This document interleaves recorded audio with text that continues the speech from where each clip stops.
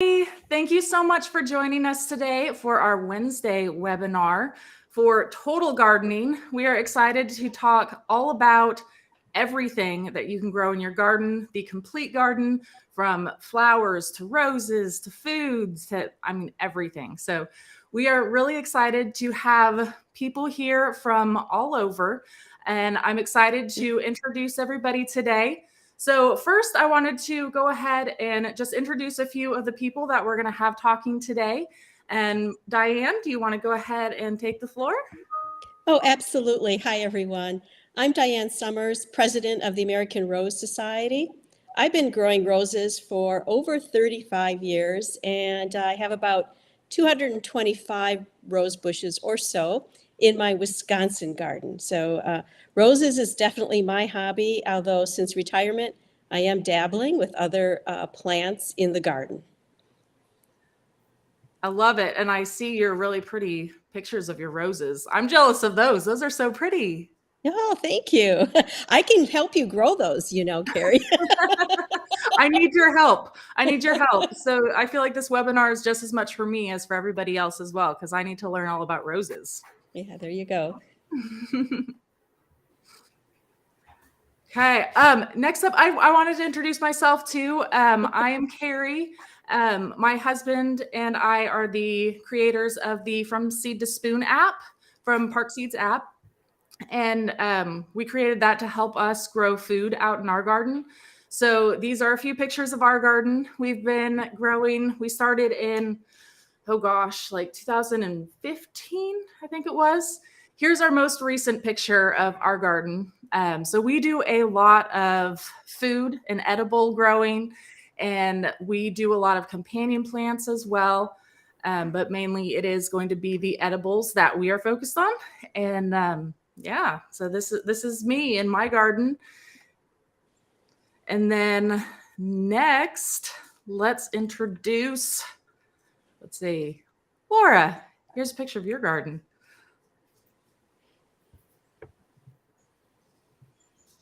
Okay, I'm Laura Root. I am the senior merchant for all live plants and hard goods at JPPA, or what is very commonly known as Park Seed. This is my vegetable garden. I garden for many, many purposes. Some are purposes that I get in way over my head, I'm sure as many gardeners are familiar with. But I very much enjoy controlling the food that I eat and lowering grocery bills. I also have ornamental gardens around some landscape and fencing structures. And it is the epitome of the chaos garden currently, just because, buying a house at age 30, there was nothing but a house on grass. So I've been trying to give myself some landscape too. Yeah, that's beautiful. I love it. Okay. And what fun to start with such an open landscape. I can imagine a lot of rose bushes on that. Wes, you want to introduce yourself? Yes, I'm Wes Harville. I'm the Rosarian for the 3 garden brands at Jackson Perkins Park Acquisition. I am a total gardener. As you can see in the pictures here, I have everything from basil to climbing roses to perennials and annuals, even a little mint in there, and shrubs. So this is what we're here to talk about today. And the main point here is there's no right or wrong way to do it. It's just have fun. Absolutely. That's very true. Because I feel like all of us do something different. And there, again, like you said, there's no right or wrong. Everybody does it their own unique way. Well, that's great. Well, I am so glad that everybody is here today. And I'm really happy that all of you are joining us today in the comments. We are really excited to talk with you today about total gardening and including all of the aspects of gardening into your garden, and hopefully inspire you guys today too. So I would love to see you guys show up in the chat, like introduce yourselves, tell us what zone that you guys are in. And just let us know if you guys have any questions, because we can pull up live questions as well. So feel free to ask us any and all questions that you have, and we will go through any questions that come through. So we're going to get started too. We did have a registration form, and we had lots of really great questions that came through with that. So one of the first questions that we thought that we would talk about just briefly is going to be some tips for the hobbyist gardener who doesn't have any help and has a full-time job. What are some time-saving tips and tricks for someone who might only have a few hours a week? Well, my friend in the garden for saving time is that tedious job of weeding. So I like to have a good ground cover of plants or mulch to discourage the weeds from growing, because honestly, that's what takes the most time in my garden during the hard growing months. Yeah, weeding is definitely always something like I feel like you definitely need to stay on top of that as you go. Mhm. Yep. Anybody else have some cool tips for time saving? If you're starting from scratch, start small. Yes. So one thing I will say too, I absolutely love the fabric raised beds, which are just like they're amazing, and they're just like little containers. And I grow a lot in those, but especially in the summertime when I don't have a lot of time before it gets too hot out there, I take those smart pots and I put them into like this little kiddie pool, just so that way they can like drink and get water all throughout the day. So that way they stay moist and they can almost be watered a lot faster. So that's something that I always tell people to do too. So if they have any sort of like fabric raised beds or anything like that, I always tell them make sure you do like a kiddie pool or something like that, especially in this heat. Because I'm in Oklahoma City in Zone 7, and it can get very, very hot. So it is definitely something that I always do.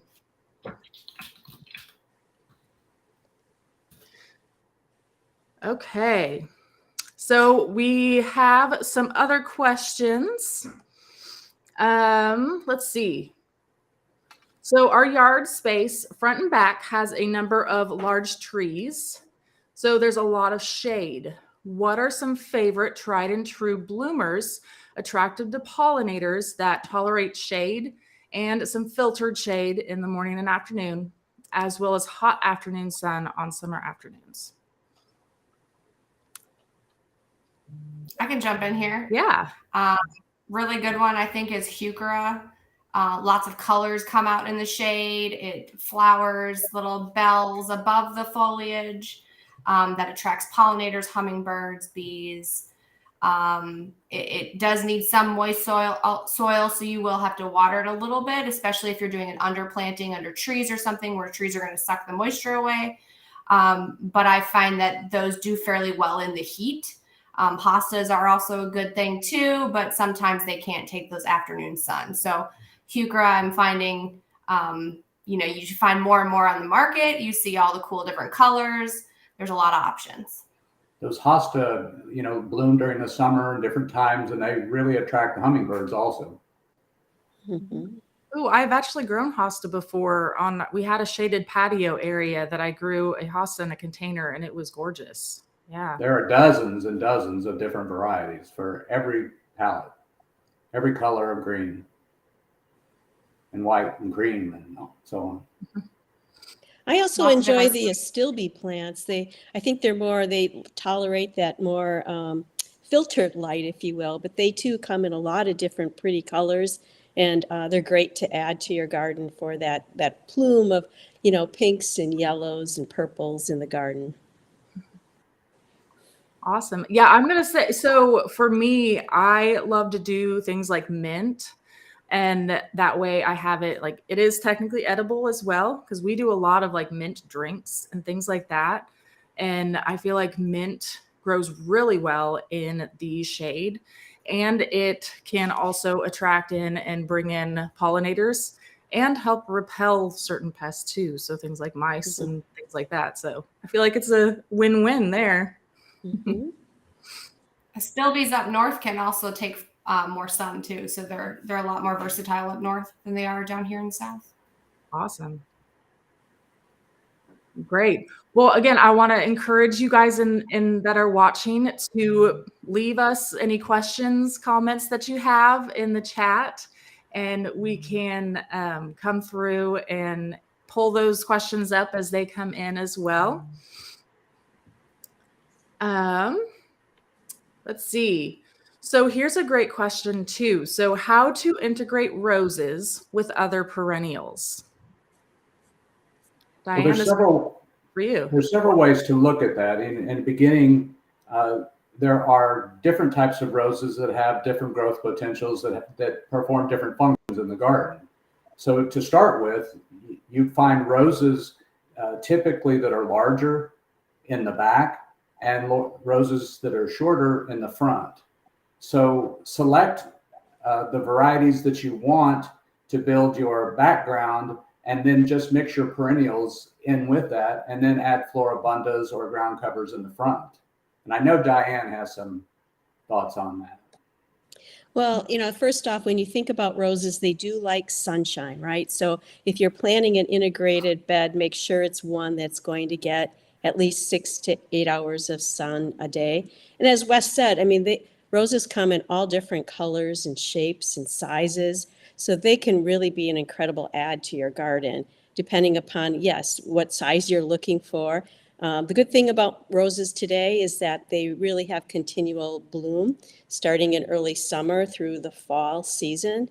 And not every perennial does have all that summer, bloom coming, constant repeat of bloom. And again, the colors are very different, shapes are different. They're great in pollinator gardens, especially the types of blooms that have maybe 5 to 6, 8 petals with all those wonderful, beautiful stamens showing. So there's a lot of selections, and I would just add that today roses are being hybridized that are very disease resistant as well. So as long as you have, that sunny spot, good drainage, just like all your plants need, I'm sure they'll thrive along with your other perennials. Great. Yeah, that's awesome. I love including like different colors and all of that because I feel like the different colors always bring in the different types of pollinators as well. So if I have like different colors, maybe hummingbirds will be attracted to it, and then butterflies will come. Yeah. Now, me personally, I only have a couple of roses out there. I want to grow a whole bunch more. So I'm really excited I can about help you with that, right? Yes. And in your garden, you might want to look more towards the floribundas, the grandifloras, some of the shrub roses that are going to have more bloom and faster repeat bloom. You might enjoy that more in your garden as well. But it's really up to you. Great. Okay. We have a question here from Beverly. She says, what perennial plants grow good in clay soil? Which is a terrific question.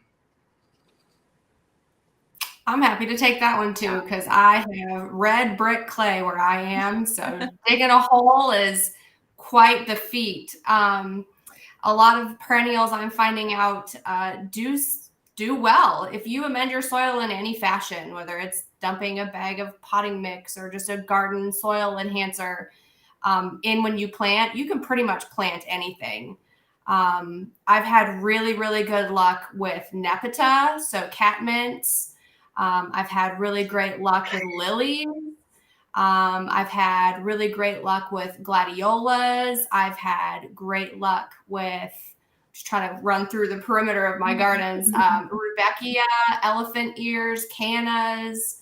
The clay almost holds up gladiolas a little bit better than I feel like some sandy soils would. I mean, a lot of people complain about glads falling over when they bloom and stuff like that. So, I've had really good luck with all kinds of stuff. And I'm primarily speaking to full sun because that's what I have right now. And I've had really great luck with hydrangeas, paniculata hydrangeas, a couple of magnolias. So I think it's really just important to make sure that when you're digging your hole, you're twice as wide, equal depth, and you're really trying to enhance that soil as best as possible and mixing in that native soil in with it. And that just helps give your roots real great strength to penetrate into that clay. Also, the more you garden, the less that clay will become a hindrance to your plant as well, because your ecosystem it'll break down and it'll just become more and more nutrients for your plant. So don't get discouraged if you have clay. It may seem tough at first, but keep it up and just, take one little section at a time, and it'll work out. Yeah, that's terrific advice. And I'm going to add just to that, like what I did with my soil. Whenever we first started gardening we had a certain area that we wanted to expand our garden to, and it was really clay soil. So what we did was grow a lot of cover crops there just to get it prepped. So kind of like what you were saying, like the more you grow in it, the better it will be. So we grew a lot of things like radish, beans, peas, like things like that, just to kind of be able to till it in and like break up the soil a little bit and boost the minerals and all that. Yeah, it made it a whole lot easier for us and helped with the soil. That's really interesting. I never thought about that approach. I'll have to try that in my garden as well. Because roses have the same, they have the same needs as other plants when it comes to soil. And the problem when you have clay, of course, is that the water really can't get through the soil, and therefore there's no oxygen for the plant. So I love the idea of using other plants to help to break up that clay soil. I think that's great. Another option, we use a lot of raised beds where we have a lot of problems with the clay, right? So a lot of ways to raise your bed up, even if it's just like 6 inches or so that, again, those roots aren't sitting in the clay and they can't get any of the oxygen because of the water that's in the soil.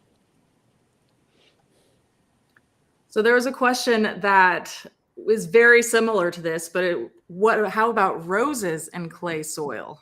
Mm-hmm. Are there any roses that do well in clay soil? I mean, in general, roses need a good soil that has good drainage. Again, the roots cannot sit in that clay. They're going to drown in the water. The water doesn't drain out of the soil, and therefore the plant's not getting oxygen. So again, I would suggest raising it up, or I'm going to try some of your new plant ideas and maybe plant a different crop in there for a season or so before maybe I consider adding my roses. But basically, roses do need to have good drainage in their soil. I always tell people, if you can't get a shovel in that soil when you're trying to dig a hole, it probably isn't the best place to put any kind of plant, and it certainly isn't a place for a rose. Yeah, and you can just mound that soil, raise it up, like Diane said, 6 inches or more. You can put roses in raised beds or roses in pots. Yeah, absolutely. Okay, so so Debbie loves roses but hates the thorns. She says if she cuts them small, can she drop the current plants back into the garden for composting? You can cut your plants, rose bushes, for compost, but I would steer away from any kind of disease. You wouldn't want to add that to your compost pile, even though, with the heat of the compost, it should be fine and break down. But I certainly wouldn't add plants that have any kind of disease in them to the compost pile. And, I guess you do have a few thorns to deal with, but what beautiful blooms, right? How can you resist? There are a few roses, every variety is different as to the number of thorns and the type of thorns that the plant has. So that's kind of interesting when you're going through the garden center. Kind of take a look at those thorns. You'll actually see them very different by plant and maybe find those that have a few less thorns along the way. That's great. Okay. Max says, is okra a year-round crop in zone 9? So typically, so I'm in zone 7, but I would say zone 9, it's probably, if you are frost free, it can probably be grown all year round. Or what do you think, Laura? I'm zone 8A and I have raised beds and I do pull mine out every year, but that's just because I get okra trees that are like 10 Yes. feet tall. Yeah. So, in order for me to make room for fall crops or just to give myself a break over the fall, I do usually pull them. I don't know if it's a perennial crop or not. I've never had anything reseed or come back up from any leftover roots. There's always root structure left over in those beds. So I'm not 100% sure on that. But when in doubt, try it. What's going to happen? You absolutely. You can't predict Mother Nature. So, growing and gardening is trial and error. Try it. See what happens. To me, that's kind of the theme of this whole meeting is just try it. I mean, what do you got to lose? You'll find things you love. You'll find things you'll never do again. And you'll find things that surprise you that you never thought would be something that you'd be growing. And it's going to be different year after year. So don't ever expect the same results. That's exactly right. That I know we're getting off into the weeds here, but just because you're in a particular zone doesn't mean you're not going to get a freeze below that freeze line, or you're not going to get an unusual amount of shade or lack of sun or excessive rainfall that can all affect everything you do. Absolutely. Okay, we have another good question from Jen here. When a plant label says part shade, does it matter if it's in the morning or evening? Also, up in the north, parts that don't get much sun in the spring and fall may have more sun in the summer. I can touch on this a little bit. Wes, you want to go? I just always say the morning sun is better than the afternoon sun, but I'm a Southerner, so may not reply with horticulturally speaking, that is correct. You typically, when it says part sun, it will be morning sun, not afternoon sun. The afternoon sun rays can be quite damaging. They're a lot hotter than the morning sun rays. And I grew up in Wisconsin, so I do have a little bit of experience being way up north, but I have predominantly been in the South for most of my growing experiences. And have found that tends to be true. So morning sun is typically what you're looking for. It can be dappled and make sure things stay nice and moist for anything up north that, like, for example, we talked about stilby. A stilby is great for the full sun up in zones 4 and up there. You can't do that down in the South. I know with roses, we like to have the morning sun because it'll dry off any dew on our rose bushes. And that's one way, again, where you're trying to prevent black spot from forming on your rose bush. But, I plant roses wherever I can. So they get morning sun or they get afternoon. And frankly, with roses, the more sun, the better.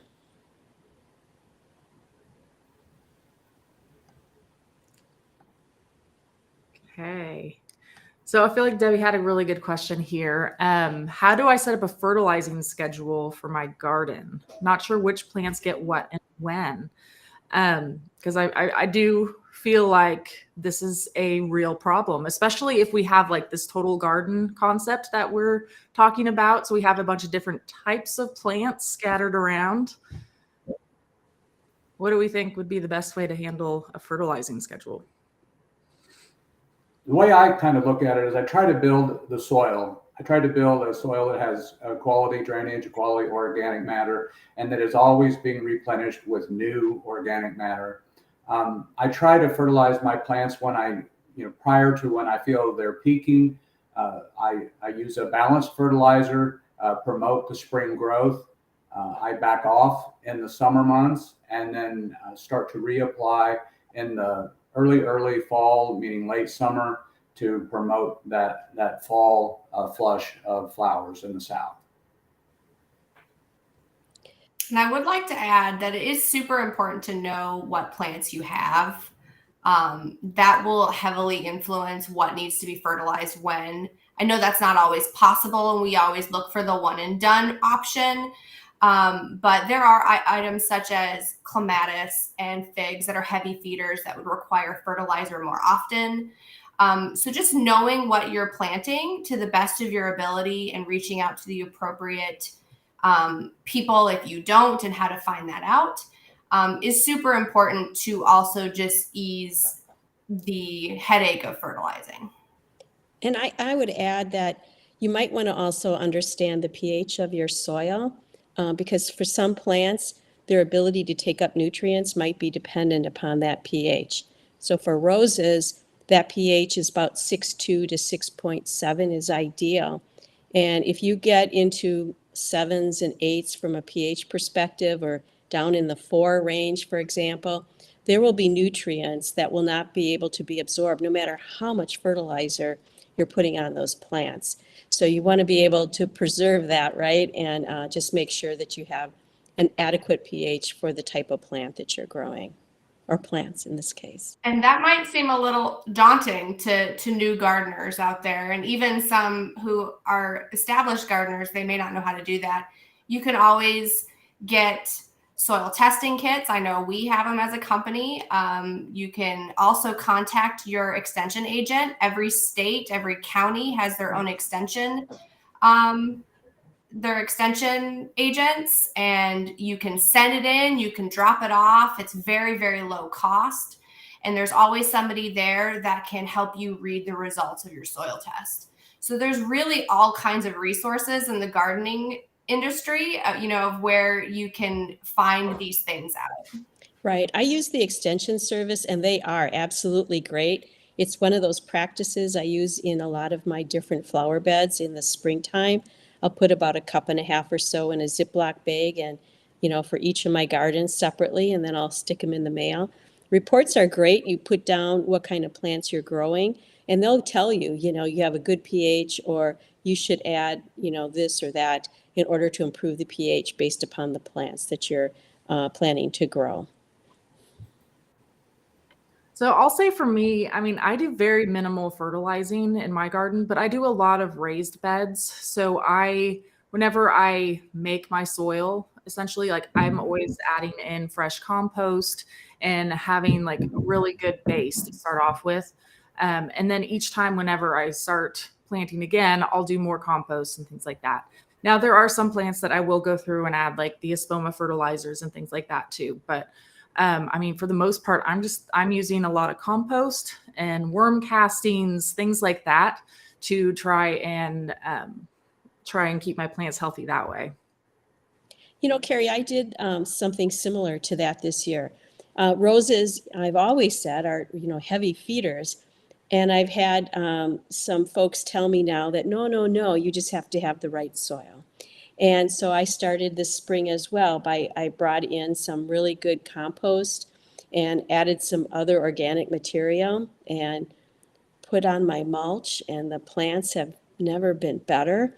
And then throughout my summer, I've just been adding a little bit of a fertilizer with some nitrogen in it to help the plants. But really a lot less fertilizing than I thought I needed to do, and the plants are doing great. That's awesome.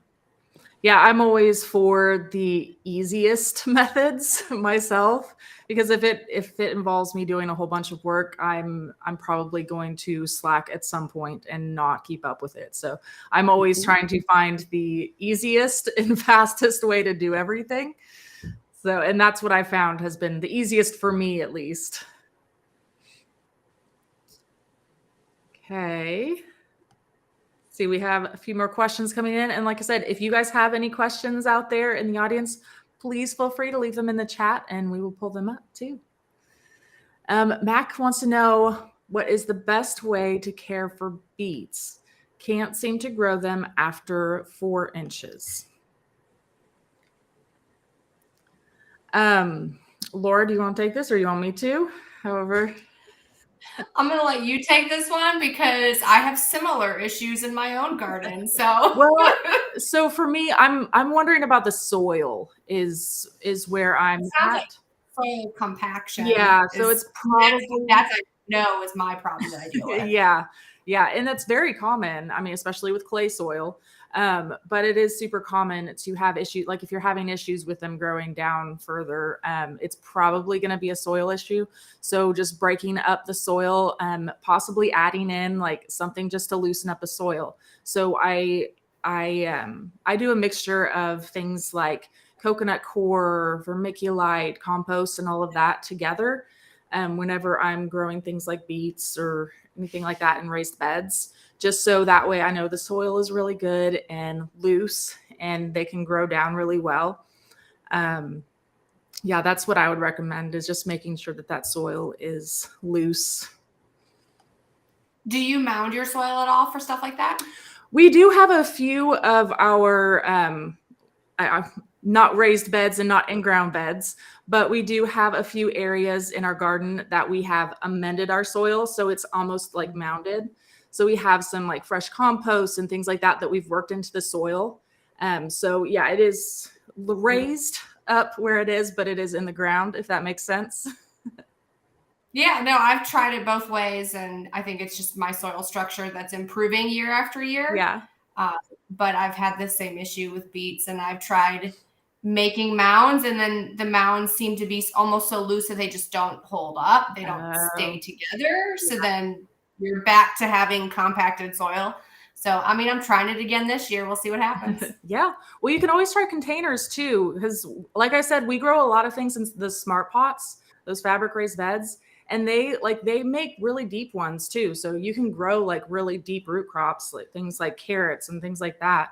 Because people always are like, oh, I can't grow root crops in containers, but it just depends on the size of the container, and making sure it's deep enough.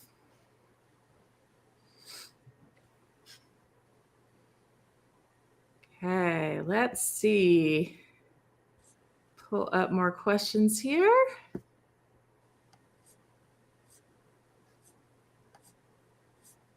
Janice says she lives in zone 9B. Do crepe myrtles and maple trees do well here? My yard is huge and mostly sunny.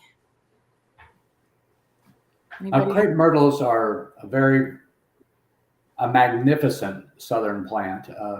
All the way from Southern California across the middle part of the country, there's hundreds of varieties. Crepe myrtles historically,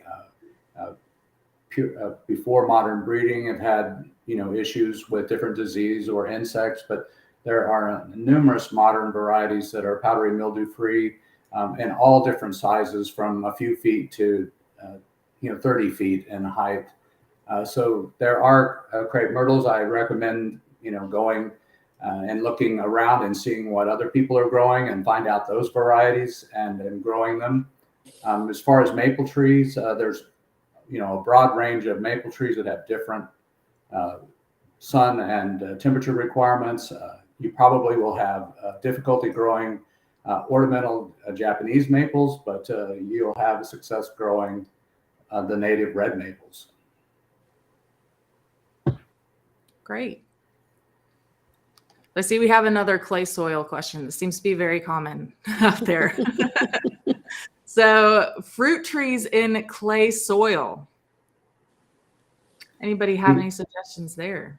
This is, the foundation of my invention that I call horticultural dynamite. And I wish that you could just, bury a stick a foot deep and explode that soil profile and come in and amend it. The goal here is to break up that soil zone. And it's just not at the root ball of the new planting, but the total planting area, maybe even a fruit tree, 4 to 6 feet diameter, go down, 18 inches if you can, and break up that clay and add amendment. You don't have to do it all at once. You can add, decorative mulch that'll break down over time. That's the organic matter we're talking about, that over the years will need to be replenished and it'll break down and can be incorporated into the soil. But the goal here is to improve drainage by breaking up that hard pan of clay and add organic matter that will help break up that soil profile so that nutrients and water will be available to the plant. And I'll say too, I feel like this is my answer for a lot of things, but I actually grow a lot of fruit trees in smart pots. And I put them in, especially things that I need to bring in over the winter time, because they're movable too. But I've grown even things like cherry trees that I leave outside all year round in the large smart pots. So like the 20, 25 gallon smart pots. And that way you are 100% in control of that soil that's inside of there. So that's another really good option. Like while you're maybe working on amending that soil and fixing it up, plant it in a smart pot for the time being. And it's done, they do really well in there. And the smart pots last for a really long time as well.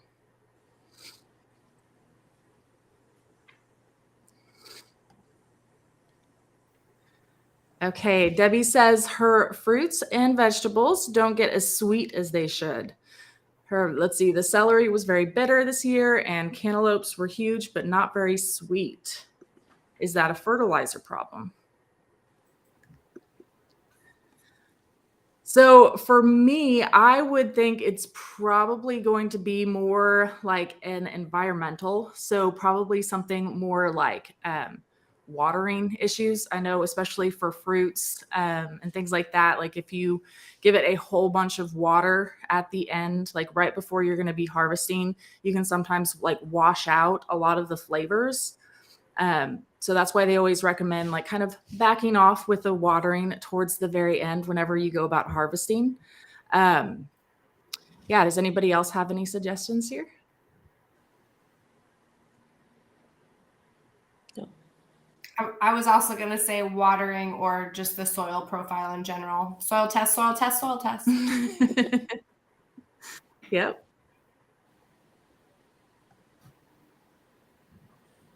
Okay. My backyard is shaded with trees. What ground cover can I grow? So I think this is a great question for all of us because I think we can definitely do a total garden that is really good in this type of area. I love ground covers. You wouldn't tell that by looking at my property, but it's a work in progress. You just need to find a ground cover that is water wise, essentially does really well with dappled shade and drought conditions, because those shade trees are typically going to suck a lot of the water out of the top profile of your soil. So it's going to get really dry. So if you're thinking about that, you should be fine. I don't recommend grass, in my opinion. You have to maintain grass. You have to mow grass. You have to water grass. And I'm sure there's some genre out there that would allow you to have a drought tolerant profile, but I just personally don't recommend it. There's all kinds of things out there that you can use. Yeah, I'm never really a big fan of grass, just because there's just so many other things that you can grow and so many like even edible things that you can put into your garden and things like that. Like there's just so many different options. I know for me, like we do a lot of things just to help the soil as well. Like, I mean, you can do things like clover or again, mint. I know I said that before, but it does really well in the shade too. And I know that's what this question was kind of geared towards. So those are just a few that maybe I would recommend throwing out. Are there any type of roses or anything like that that might do well in a shaded area or a semi-shaded? There are some roses that may do okay in a with some shade, but again, they do need at least 6 hours of sun a day. But I'll tell you, I have a woods all around me, so I do stretch the limit on that. And again, but full shade would be very difficult to grow a rose and get the kind of blooms that we're all looking for in a rose, right? But in that case, I would put them in a container and put them wherever they can grow. If your garden isn't there, you can use a container to put your plants where you want them, right?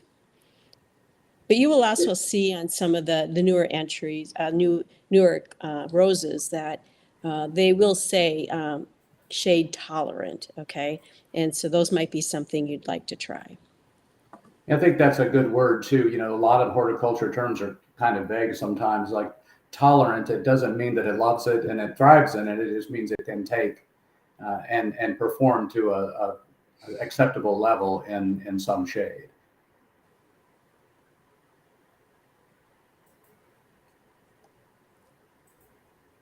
Okay, so circling back on this, we had a follow-up question on the container growing for like beets and carrots, things like that. So I would just recommend to make sure I would look at the ones that you are planning on growing and just make sure that you have several inches below that as well. And then, I mean, because carrots in general, like there are so many different varieties of carrots, it's hard to say like how big it's going to be. So again, I would just look at the specific variety that you want to grow, see how big it's going to be, and then that way you'll know exactly the depth that you need for it.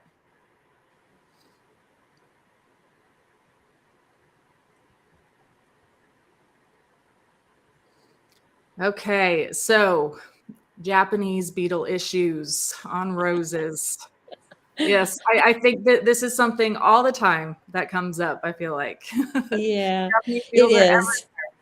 Okay, so how can we go about discouraging the Japanese beetles without harming the pollinators?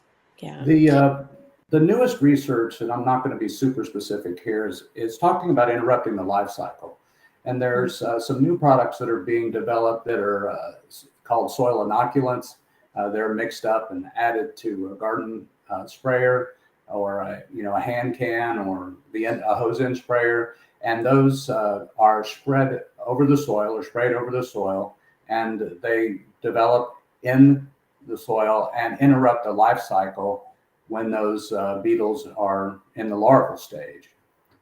I have talked to a lot of people that have had great success with this. It doesn't eradicate them all, but it over time, it appears after 2 or 3 seasons, it really knocks down the population. Right. And I would add that, if you are having a beetle problem, I do believe that picking them off into soapy water is the best approach. You don't want to put all those chemicals in your garden. But also remove the damaged plant material, because that can actually help to attract more beetles in. And I have found this, I can get kind of disgusted in some of my roses too with all this, with Japanese beetles. But if you leave it there, you'll see more beetles coming.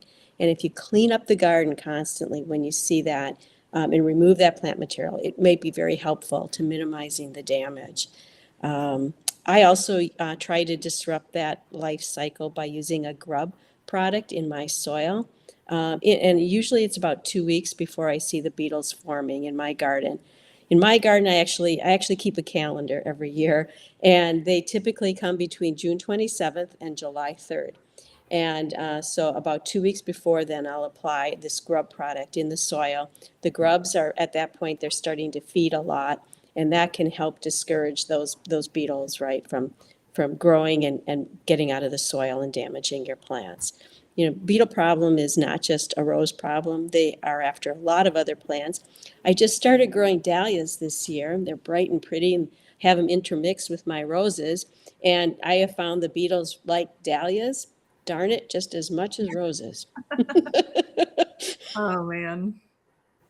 This kind of goes off into the total garden concept here, is that, some things are, and I'm not saying insurmountable, but very difficult to deal with. And whether it's Japanese beetles or anything else that you might be dealing with in your area, having a diverse garden that has a number of different species for a number of different functions is a good way of heading off some of these problems. And then when you do run into a problem with this particular plant, like roses on Japanese beetles, you might have echinacea that's coming up and looking beautiful at that time, and it's less of an issue.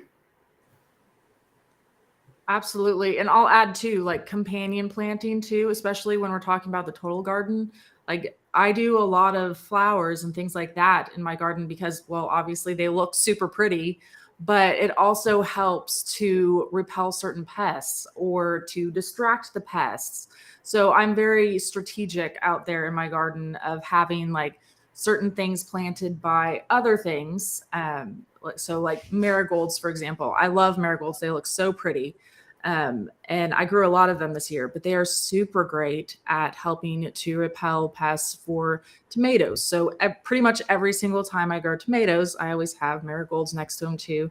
So I feel like a lot of this total gardening, like it's beneficial for other things besides just Mhm. looking pretty. So have you found a plant that that the beetles don't like? I'd love to hear about it. You know, I know. We've never really had super amazing well, a lot of issues, first of all, with Japanese beetles. We've been very lucky, I guess. Mhm. But no, I mean, I'm not sure about companions for that. But off the top of my head, at least, I'd have to look it up. But I do know like things like putting down milky spore, kind of like Mhm. Wes was talking about. Yep. And products like that would definitely help.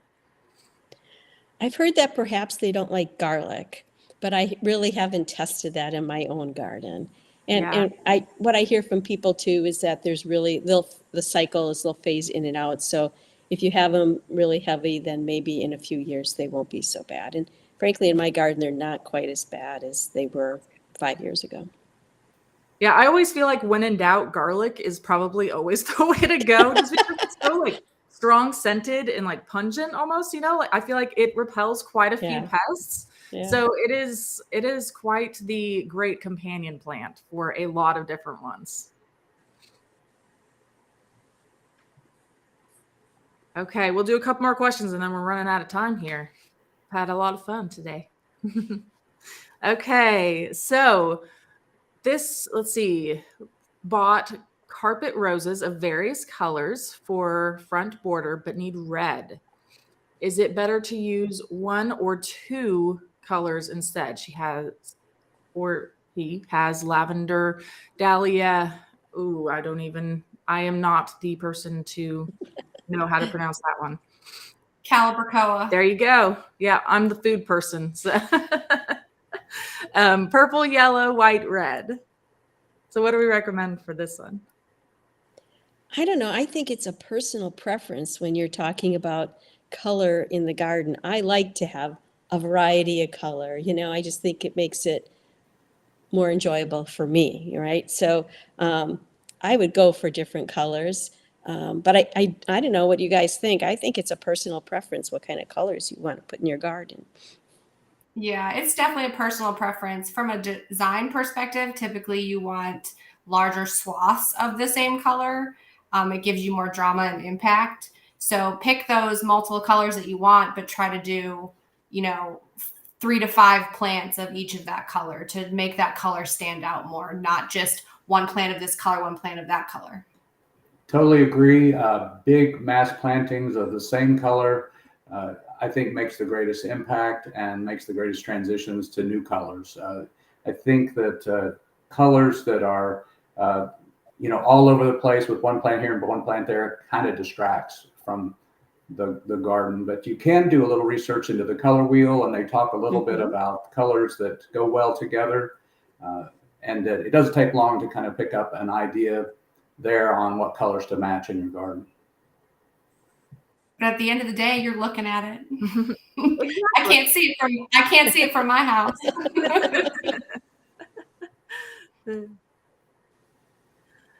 Okay, so powdery mildew is on some dahlia and squash and cucumber leaves.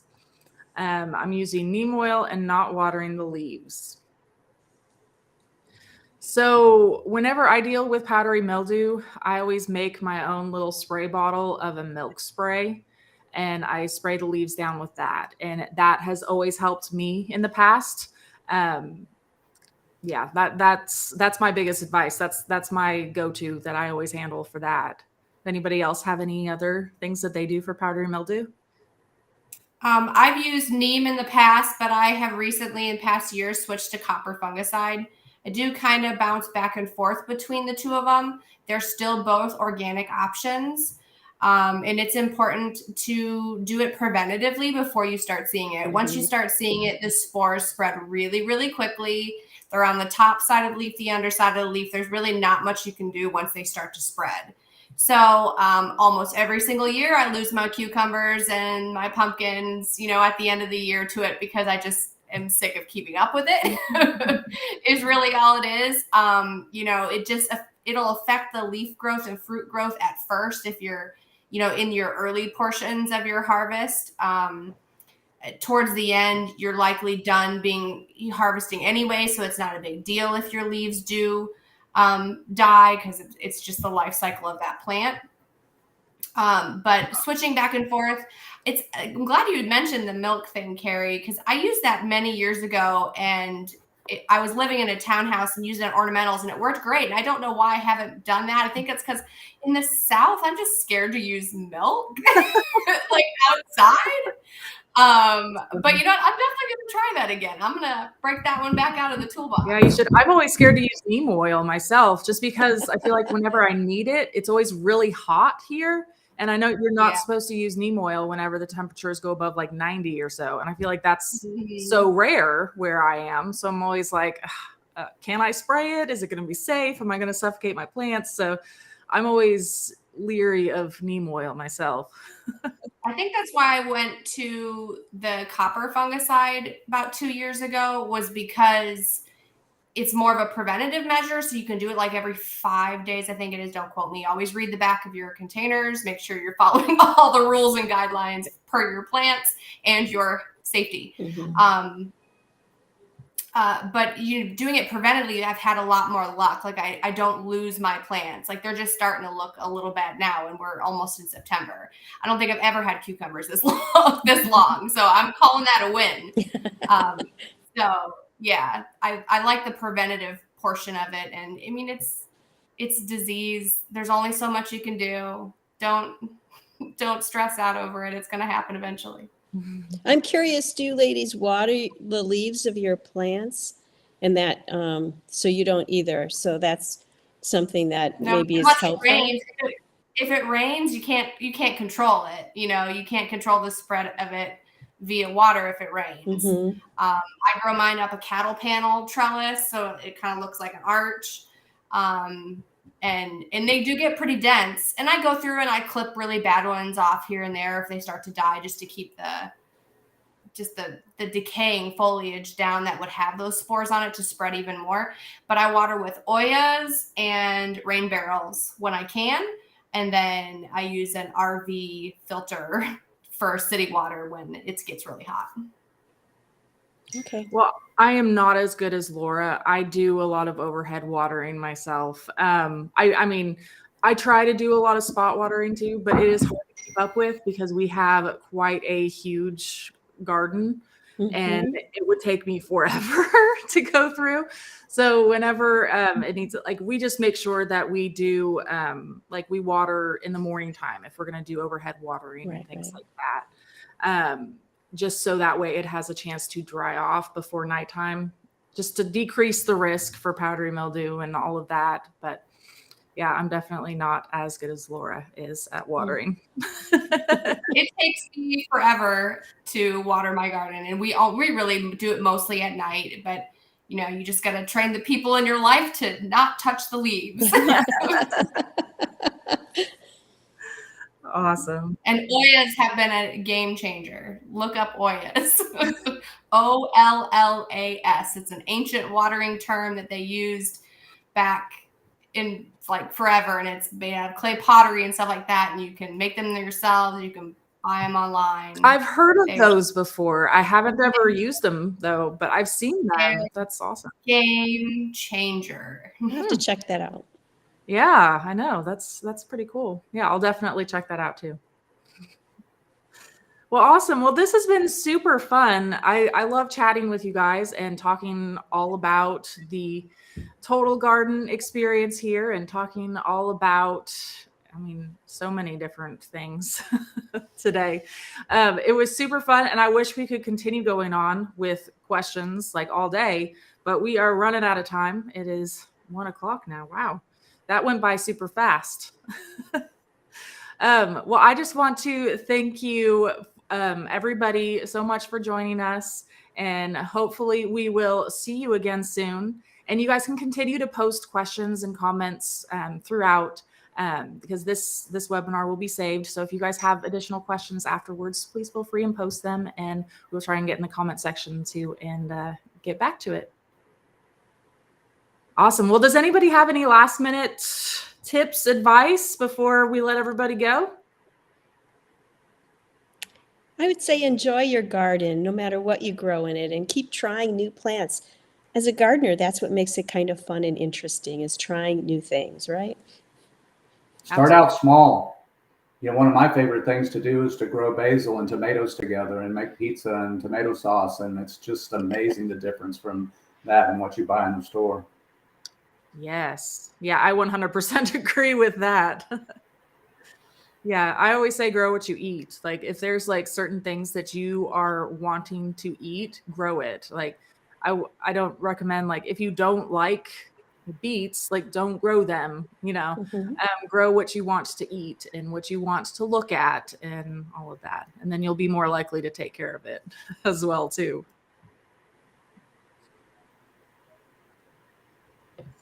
I would say grow for yourself. Don't grow for other people's approval. Yep, very true. Awesome. Well, thank you so much, everybody out there, for joining us today. And thank you, everybody here, for joining us. This was really fun. And hopefully we will Yes. see you all again soon. Have a great rest of your day. Thank you. Bye. Buddy. Bye-bye.